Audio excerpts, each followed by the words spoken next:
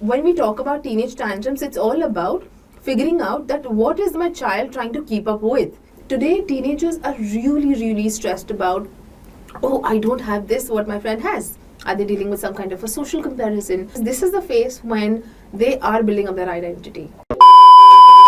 Transferring from toddler tantrum to what parents consider as teenage tantrums, right? Where the parent feels like my child doesn't understand me and the teenager feels like my parent does not understand me. What really happens is, does the gap widen, and how can parents really go about bridging that gap and sealing that piece of communication? When we talk about teenage tantrums, it's all about figuring out that what is my child trying to keep up with. Yeah. There is a that social comparison.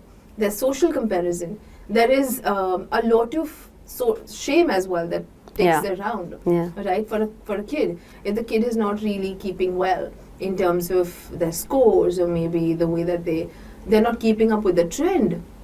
Let's talk about the trends. Yeah. I mean, today teenagers are really stressed about, oh, I don't have this, what my friend has. Yeah. So there's a lot of stigma attached to, oh, I don't have this. Yeah. So because the kid does not know, the teenager does not know how to bring this up, there is a lot of to and fro. It's more like a tug of war that happens between the parent and the child, because the child tries to ask for it, and the mother and the parents don't know how to, what the child is asking for. So communication is the first things first. That sit with your child, understand because when we talk about teenage, it's such a transition that happens with the child. The child himself or herself does not know. Right. There's a surge of different hormones in the body. Right. There's so many things that's taking place. A lot of parents, they don't understand for one basic reason, is they don't want to accept that my child is growing up. Yeah. And my child can have raging hormones. My child can have different needs than what they had earlier. Right. It's about accepting that if I'm growing, my child is growing too. So when you start understanding this, when you start understanding your child's emotion, there are a lot of changes that takes place. So sit with your child, see how are they dealing with any kind of a peer pressure? Are they dealing with some kind of a social comparison? Are they dealing with any kind of an identity issue? Because this is the phase when they are building up their identity. So once they know how to build this up, they can actually work together as a team. And first things first, you as a parent tell your child that we are one team. You and I are not different. I want to be in your team, so let's just figure things out together. Right. So these are the changes that I think we really want to bring about. So I hear you, and I still feel that there is a part of me which says that I haven't found my answer, because I'm sure a lot of parents, when they listen to this, are going to say, okay, but we know this, Ekta. And we're doing this, but we still can't seem to break through that wall. Yeah, because sometimes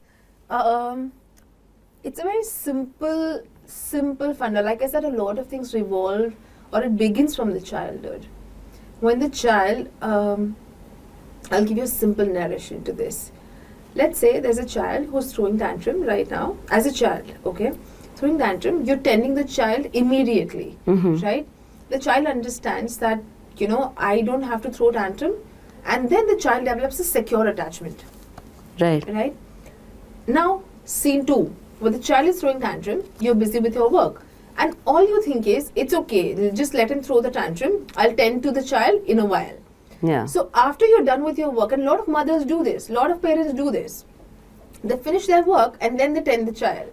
So the child develops a mentality that in order to get attention of someone, or to get that love, to get that, feel the love and the care from the primary caregivers or anyone in my life, I first have to throw tantrum. Which is why a lot of people who have this clingy behavior, or they cry a lot, or maybe they just are extremely expressive, they come from this anxious attachment style. They develop anxiety to get love. Then scene number 3 is the child is throwing tantrum, and because parents are so busy with their work, they say, let him just cry. It's an everyday tale, so I'll not care. The child develops anxious attachment style, avoidant attachment style. Why? The child understands that there is no one in this world who's going to tend to me. I have to be my own warrior, my own hero. So I'm answering your question that a lot of times when you can't break through, it's because the child, maybe in their childhood, have made up this mindset that I will have to be my own warrior. So I don't have to sit and discuss everything to my parent. Right. So I don't have to share what I need to, because in the end, they'll not understand. Right. So a lot of times, when you're discussing with your child, they can actually read through your Yeah, and I also feel that, maybe sometimes I feel like parents catch it very late. Like you want to start being, when the child no longer is going to be the one that takes your orders, Right. and is now fleeing the nest at 11, 12, 13, that's the time you need to suddenly exercise control. Right. And you need to get harsher because you feel like, oh, until now you were. Now what happened? Yeah. Right? Why But there's now- a transition? Why is there a transition? And then you Yeah. question the transition without knowing that it's not that sudden 11 to 13 transition. Yeah. It is the conditioning of 0 to 10 that has led to the transition of 11 to 13. For parenting tips, celebrity interviews, recipes, conversations with experts, DIYs, and lots more. Subscribe to Kidsstoppress now.